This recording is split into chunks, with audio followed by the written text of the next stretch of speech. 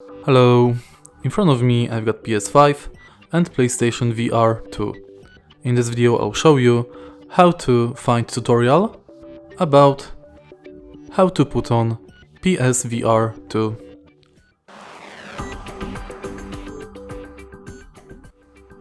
In the beginning,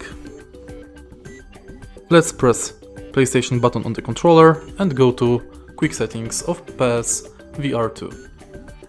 Now enter Other Settings, scroll down and enter Check how to put on VR headset.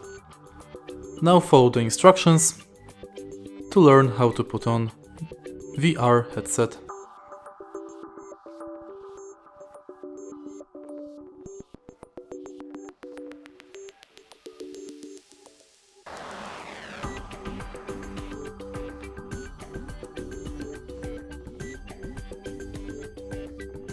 And that's basically it.